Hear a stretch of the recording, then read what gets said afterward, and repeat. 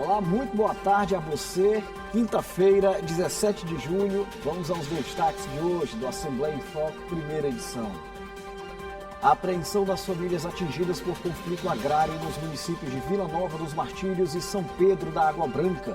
A repercussão do caso na Assembleia Legislativa, a manifestação da presidente Iracema Vale e a suspensão temporária da desapropriação de terras. Levantamento aponta crescimento do PIB no estado. E mais, o Arte do Mará de hoje, com parte da história do grupo Afros, uma mistura de teatro, ritmos inspirados nas culturas africana e brasileira. O F1 começa agora.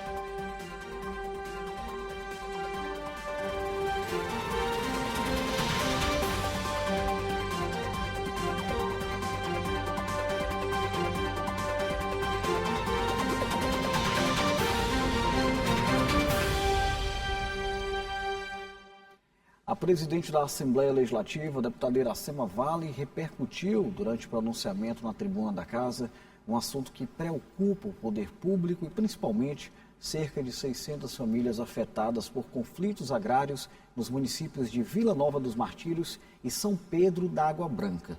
Nossa equipe foi à região entender melhor esse drama, que já é caso de justiça há aproximadamente 15 anos. Vamos acompanhar a reportagem de Eli Coelho, Rubenilson Lima e Edivaldo França. Estamos na região tocantina, na zona rural do município de Vila Nova dos Martírios, a cerca de 600 quilômetros de São Luís. Por aqui, as famílias vivem do plantio e colheita de frutas, legumes e verduras. Famílias como a do seu Gilberto e dona Joana, que vivem no assentamento Sapucaia. Nesse pedaço de chão, o arroz e o feijão plantados vão para o fogão de barro. Aqui é arroz, feijão e um quiabo dentro. Aqui, eu e o arroz, aí eu queria fazer um café para vocês. Dona Dalvina também vive da agricultura e da criação de galinhas e patos. Eu boto roça, feijão e tem meu aposento. Seu Valdemilton passa os dias cultivando mandioca e produzindo farinha de puba. Mas a vida tranquila de centenas de famílias tem dado lugar à insegurança e ao medo. Cerca de 23 mil hectares da região são reivindicados como propriedade da empresa Suzano Papel e Celulose, uma das maiores produtoras de papel da América Latina e líder no plantio de eucaliptos. Segundo a Suzano, as famílias de 4 assentamentos ocupam menos de 3 mil hectares dentro dessa área. A empresa alega ter a posse legal desde pelo menos 2014, com decisão já transitada em julgado. Este ano, a Defensoria Pública do Estado acionou o Supremo Tribunal Federal, apontando falhas no plano de reintegração elaborado pela empresa. O STF suspendeu a reintegração, argumentando que o plano não atendia aos requisitos para proteger as famílias vulneráveis. Mesmo assim, a Suzano continuou a agir nos assentamentos. Desde março de 2025, movimentos sociais vêm denunciando a expansão do plantio de eucalipto, o uso de agrotóxicos e prejuízos na agricultura familiar da região. Pelo menos 600 famílias que vivem em assentamentos estão sendo atingidas pelas ações da empresa. No assentamento Riacho das Traíras, em São Pedro da Água Branca, vizinho de Vila Nova, famílias foram devastadas pelas ameaças. Dona Auridete relembra a morte do marido, vítima de infarto, após receber a notícia da possível expulsão. Quando deu assim umas 6 horas, ele disse assim, eu vou entrar para dentro que eu estou passando mal. Aí ele entrou, sabe? Quando ele entrou, ele já não estava passando bem. Aí eu acredito que foi o embalo da notícia, que estava já oferecendo o carro para a gente sair. É isso que eu acredito que foi, né? Seu João também quase perdeu a vida quando o vizinho e compadre, em surto de medo de perder a terra, o atacou. Ele mostra as marcas das machadadas nas portas, nas janelas e na moto destruída a pauladas. Aí quando foi nesse dia aí que aconteceu, foi uma surpresa grande demais para mim, muito grande. Eu peguei nele aqui por dentro, ó, com o machado aqui, ó. Sabe? Aí eu segurei o machado aqui e ele pegado aqui. Entendeu? Aí quando ele largou o machado para pegar na cabeça dele aqui, do menino, né? Aí eu vi logo um bocado de sangue no meio da casa, né? Eu vi logo um bocado de sangue. Aí eu achei que era do menino, né? E quando eu vi um monte de sangue, aí eu parti para cima dele. Aí entrei por debaixo dele assim, ó. Aí peguei aqui no machado, sabe? Ele largou o machado, aí eu perdi a força porque eu tava pegado, aí pegou no canto da porta, aqui dentro do quarto, ó. Sim. Dentro do quarto. O machado quebrou aqui. Foi a minha sorte. Isso tudo o senhor acha que foi por causa do problema desse medo de sair? É, esse medo de sair, que ele já fazia tempo que estava com esse negócio. Já fazia tempo. Seu Antônio luta para manter a família unida. Os transtornos mentais da filha se agravaram com a ameaça de despejo. O saco cheio de caixas de remédios revela o cuidado redobrado para conter as crises. Ele conta que a saúde de todos em casa piorou muito. De certo tempo para cá, quando arrochou mesmo esse negócio dessa firma, querer tirar nós daqui, eu não durmo o correr da noite inteira. Não, senhora, só durmo até a meia-noite. Porque da meia-noite para o dia amanhecer, é só a cabeça funcionando, rodando, imaginando aonde é que eu vou apoiar meus filhos. Aonde é que eu vou botar meus filhos? Debaixo da ponte? Vou botar no meio da rua? Aonde? A gente está aqui agora com uma centena de exames de famílias que vêm sofrendo psicologicamente por causa dessa situação. Isso com problemas comprovados, não é com problemas falados. Para famílias que nos procuram pedindo ajuda. Enfim, eles encontram na gente uma forma de apoio, aquele apoio que às vezes nós não temos para eles, que é aquele apoio que eles acham que a gente pode resolver aquela situação. Aonde isso também nos deixa um pouco pressionado, porque nós sabemos que nós não temos o poder de resolver uma situação desse tamanho, dessa quantidade. Seu Francinaldo mostra a plantação de frutas que cultiva com dedicação há décadas. Eu estou no meio de uma plantação de abacaxis. São pelo menos 43 mil pés. As frutas colhidas aqui são para consumo próprio e também são vendidas para outros municípios. Apesar da riqueza do plantio, o que está sendo colhido atualmente é medo, já que as ameaças são de que tudo isso aqui seja destruído da noite para o dia. Após o coração, após a metade, a gente quase não sente nem bater mais, viu? A gente acha que já morreu a metade. Na verdade, a metade já está... Porque se a pessoa imaginar que hoje a pessoa está tirando sustento, mas amanhã já não puder mais, a pessoa vai para onde? Vai fazer o que da vida? É uma tristeza grande. A pessoa não consegue ter paz. Essa mesma preocupação atinge centenas de moradores dos assentamentos Sapucaia, Riacho das Traíras, Palmeiras e Canaã, nos municípios de Vila Nova dos Martírios e São Pedro da Água Branca. Uma nova reintegração de posse estava marcada para meados de julho.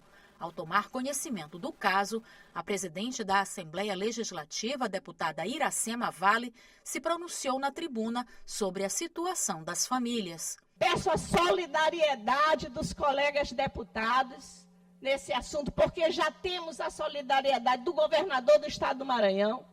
É um assunto judicial que está empenhado em resolver a Secretaria de Direitos Humanos, está empenhado em resolver a Defensoria Pública, está empenhado em resolver hoje até o próprio Tribunal de Justiça do Estado. Já é de conhecimento internacional. Peço que seja feita justiça com aquela comunidade e que a Suzano reflita, reaveja a sua posição e faça justiça também, faça a sua parte social, a sua obrigação social para com o povo do Maranhão e para com o povo daquela região. O olhar da presidente Iracema sobre a situação das famílias de agricultores trouxe alento e esperança para quem vive na incerteza. Com essa luz que clareou lá, com a presidente Iracema, o governador Brandão, que dando esse apoio para a gente ficou mais satisfeito, vamos dizer assim, a gente tomou um fôlego, né? E estamos esperando em Deus, lógico, em primeiro lugar, que a gente sempre não pode esquecer, em primeiro lugar Deus, e tem as autoridades que podem estar ajudando a gente a chegar no bom senso para resolver essa situação. Essa bendita viagem agora em São Luís, quando nós chegamos lá, tem uma bendita mulher, viu? Que se chama Iracema do Vale, viu? Uma mulher daquela, só Deus jogou ela em nossa vida. Depois do posicionamento da deputada Iracema Vale, o Tribunal de Justiça do Maranhão suspendeu por 60 dias a reintegração de posse diante do risco de violação dos direitos humanos na desocupação pedida pela Suzano Papel e Celulose. A empresa havia oferecido aos moradores um aluguel social de R$ 180 por mês durante 6 meses, além de cestas básicas. Para o TJ, a retirada das famílias não assegura direitos básicos, como cadastramento, plano de realocação, apoio institucional e segurança adequada para os atingidos. A Defensoria Pública segue acompanhando as famílias para garantir suas necessidades e a segurança material e emocional de todos. A relação das famílias não é puramente só com a terra como um bem fungível. Eles estão naquele local, algumas famílias há mais de 50 anos, então uma retirada daquela área vai causar prejuízos não só materiais, mas principalmente psicológicos para todos eles. Estamos dando esse acompanhamento e trabalhando também, contando com a parceria da Assembleia Legislativa, que desde pronto aceitou, a presidente Iracema Vale aceitou receber as famílias, fizemos uma reunião e toda essa receptividade, esse trabalho unificado das instituições ajuda também a mostrar como essa causa é importante. Por meio de nota, a Suzano afirma ser a legítima dona da fazenda Jurema, comprada em 2009, e nega que mais de 700 famílias ocupem a área há décadas. A empresa disse que a justiça decidiu a favor dela em 2014 e que o plano para a desocupação foi aprovado pelo STF. Sobre a suspensão da reintegração, a Suzano disse ainda que confia na reversão da liminar. A área, de acordo com a Suzano, é uma reserva legal e sofreu danos ambientais com a invasão. De acordo com o INCRA, uma força conjunta que inclui o Ministério do Desenvolvimento Agrário e Agricultura Familiar, o próprio INCRA, com o apoio da Superintendência Regional e o Governo do Estado do Maranhão, tem buscado soluções para o conflito no sentido de garantir a regularização fundiária que possa atender os interesses das famílias. Enquanto isso, o que essas famílias, que garantem que já estão na área há mais de 25 anos, mais desejam é poder continuar em seus pedaços de terra, vivendo em paz e com a tranquilidade que a natureza oferece. O meu canto é aqui. Eu gosto do meu lugar. Eu falo para todo mundo, eu amo esse lugar. Tem que ficar aqui que é meu lugar. Vou ficar aqui. Aqui é meu lugar. Isso aqui é meu, eu vou morrer trabalhando aqui dentro. Até quem tem um longo caminho a ser percorrido, como Jeová, que sonha com uma carreira diferente da dos pais, não abre mão de manter as suas raízes. Quando eu crescer, eu quero ser do bombeiro ou do exército, mas eu vou ter uma casinha aqui na roça. Tchau, meu amigo velho. Vai com Deus, que Deus abençoe.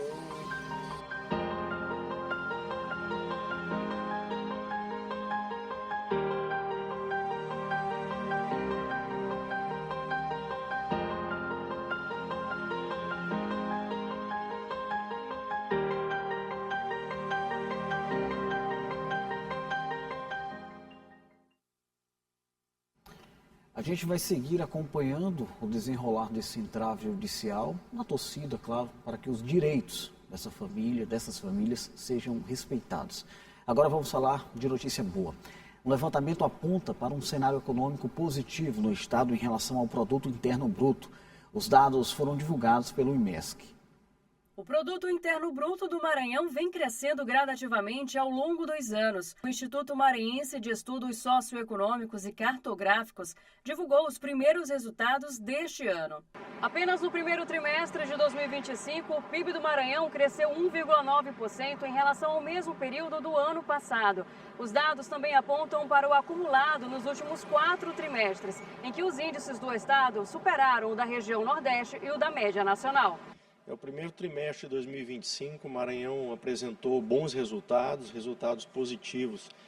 Comparando-se a 2024, nós tivemos um aumento de 1,9%, principalmente pelo agro, pela indústria e pelos serviços. Os setores que mais contribuíram para o aumento do PIB foi o da indústria, construção e o setor agropecuário, em destaque para a colheita de grãos como a soja. O Maranhão vem se destacando já nos últimos trimestres e nos últimos anos Através de políticas agressivas no bom sentido, de atração de investimentos, nós temos hoje mais de 40 mil empregos sendo gerados por indústrias no estado do Maranhão, beneficiadas pela nossa política de benefício fiscal.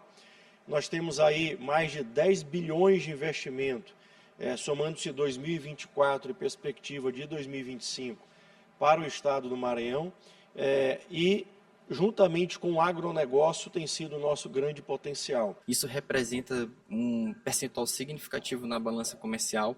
Então, em 2014, nós estamos falando de 19% de toda a soja que foi escoada no Brasil foi pelo Porto do Itaqui. E a União utiliza o Itaqui como planejamento para o futuro.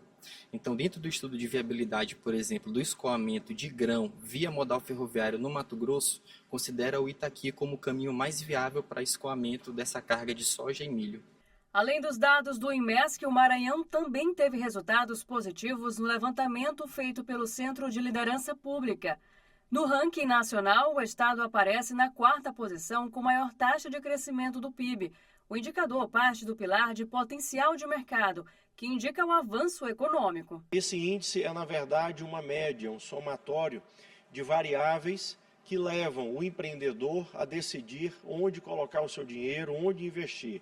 Então, são variáveis como infraestrutura de logística, política tributária, clima favorável aos negócios, qualificação de mão de obra, crédito, enfim, são temas que o governo Carlos Brandão tem trabalhado, tem desenvolvido. Isso favorece muito a questão da integração regional, principalmente por conta do corredor de exportações, que tem sido um fator decisivo para o crescimento do nosso PIB, puxado pelo desempenho do agronegócio e também pela inovação na indústria. Então, esse movimento acaba fazendo com que o Maranhão se entregue com os eixos tanto do meio norte quanto também com o sudeste do país. Agricultores da zona rural de São Luís participaram de uma rodada de capacitação promovida pelo governo do estado. A agenda tem como objetivo fortalecer a produção rural na Grande Ilha. A Agência Estadual de Pesquisa Agropecuária e Extensão Rural do Maranhão, a AGERP, realizou uma ação de assistência técnica na propriedade de Dona Sebastiana, localizada na comunidade Arraial, no bairro Quebra-Pote, zona rural de São Luís. A ação contribui para diagnosticar e orientar os agricultores familiares de acordo com as necessidades de cada um, assim como de suas criações. Essa atividade é uma atividade que nós fazemos ela de maneira contínua, essa prestação de orientação técnica, acompanhamento, aperfeiçoamento das práticas, capacitação dos agricultores familiares, através dessas atividades, capacitando, orientando e fornecendo subsídios necessários para que os agricultores tenham a capacidade de poder desenvolver as atividades. A assistência técnica e extensão rural, a ATER, é uma ferramenta fundamental para a inserção dos agricultores familiares no processo de desenvolvimento rural.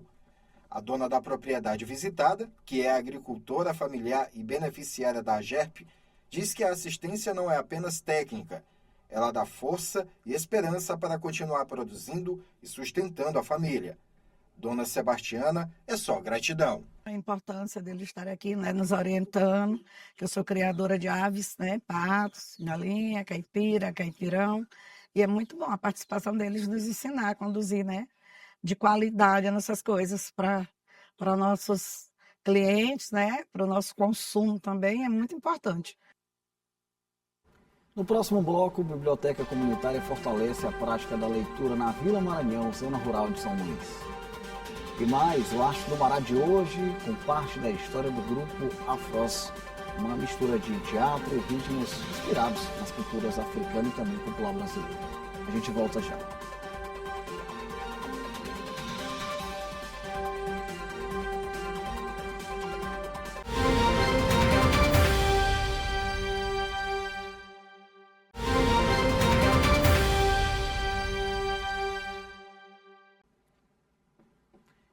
O incentivo à leitura é um dos pilares para a transformação social, especialmente em comunidades mais distantes dos grandes centros. Na Vila Maranhão, zona rural de São Luís, uma biblioteca comunitária desempenha um papel crucial nesse processo, promovendo a democratização do conhecimento e o desenvolvimento intelectual dos moradores.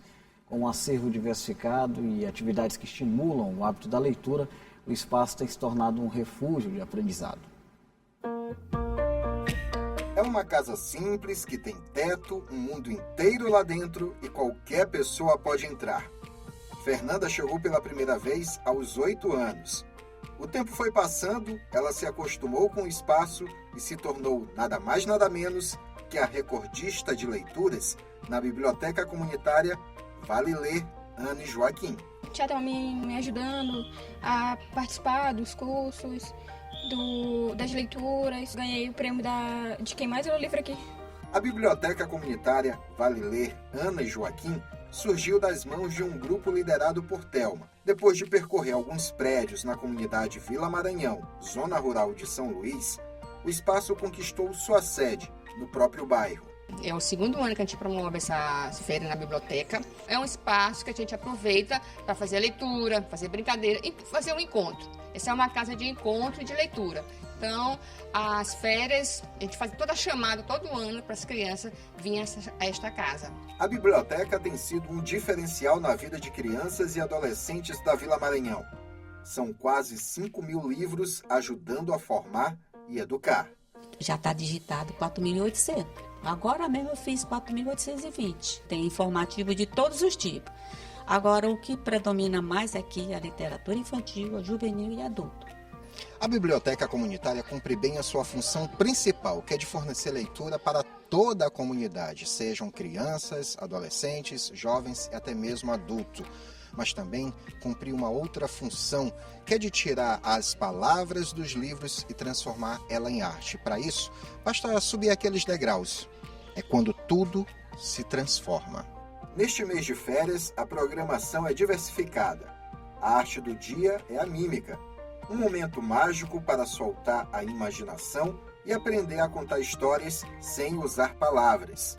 Para ministrar a oficina, um especialista no assunto, o ator mímico Gilson César. A ludicidade é a melhor forma da gente aprender, de a gente resolver as couraças, as tensões do dia a dia. Então, através da brincadeira, do jogo, como forma de aprendizado, a gente melhora muito a questão da educação, da saúde.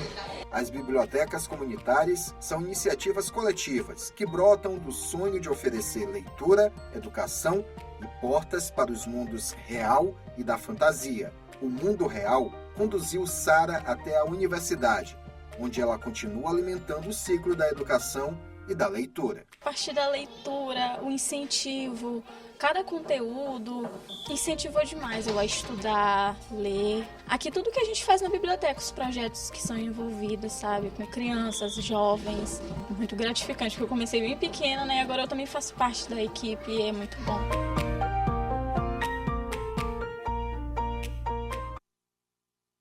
Legal, agora a gente vai dar uma conferida na previsão do tempo, chamando Paula Torres. É com você, Paula. Muito boa tarde.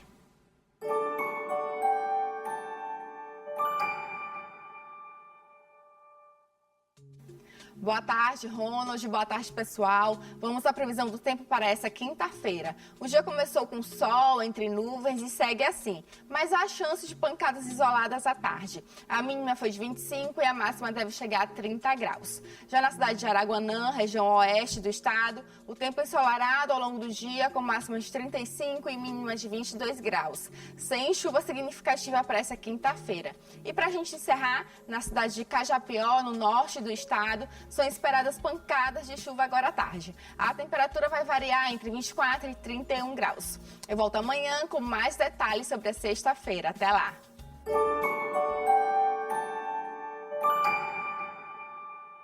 Muito obrigado, Paula. Quinta-feira chegou e com ela a nossa série Arte do Mará. Na edição de hoje, uma mistura cultural entre o Maranhão e o continente africano. Os ritmos, o teatro, a influência do bumbo meu boi, do tambor de mina, maracatu, no trabalho de quase 20 anos desenvolvido pelo grupo Afros.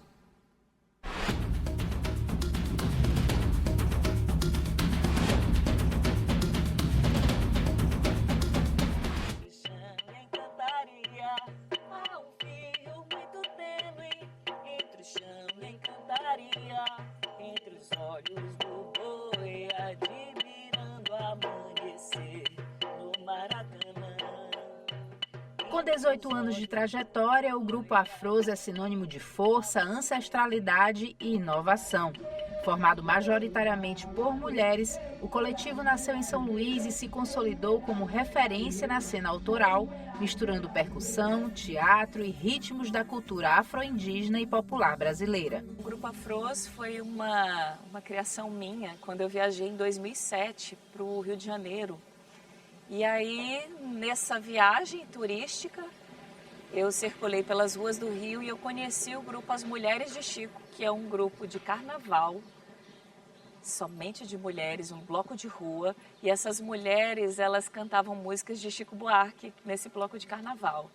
E aquilo tocou meu coração. Falei, uau, um grupo de mulheres, carnavalesco, fazendo cultura popular do Rio de Janeiro, do brasileira. Eu quero voltar para São Luís e montar alguma coisa trazendo as mulheres cantando a cultura do Maranhão. Aí cheguei aqui, comecei a chamar uma, comecei a chamar outra e convidei as minhas amigas para a gente começar um projeto lá em casa que se chamava Afrodites. O repertório autoral inclui influências do bumba meu boi, cacuriá, tambor de mina, maracatu, entre outros ritmos que ecoam a diversidade do Maranhão com um toque africano.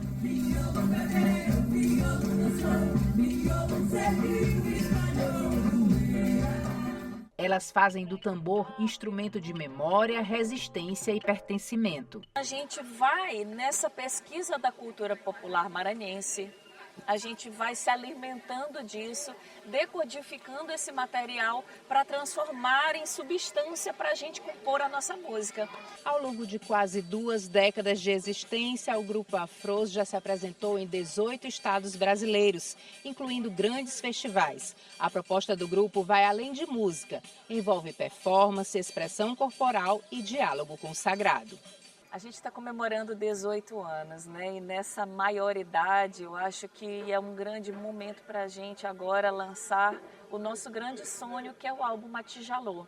Que a gente está nesse momento, sabe, se preparando para fazer um lançamento ainda nesse ano de 2025, que é esse álbum que vem reverenciar as mulheres. O grupo passou por palcos importantes do país e continua abrindo caminhos para novas gerações. Mais do que música, o Afros é um grito de liberdade em forma de som, corpo e tambor. Arte do Maranhão para o Brasil e para o mundo. A gente quer deixar a forte mensagem de não desistir. Porque uma banda já tem os seus caminhos de dificuldade. Que dirá uma banda de mulheres dentro de um cenário masculino, que é o cenário da música brasileira.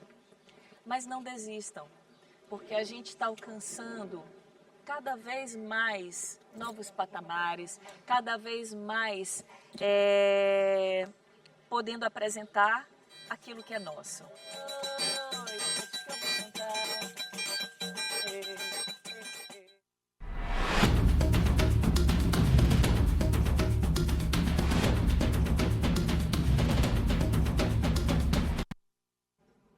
A Assembleia em Foco, primeira edição, vai encerrando por aqui. Muito obrigado pela sua companhia. Acompanhe mais detalhes sobre os trabalhos do Parlamento Maranhense por meio do site ael.ma.leg.br. Tenha uma ótima tarde e a gente se reencontra na programação da TV Assembleia.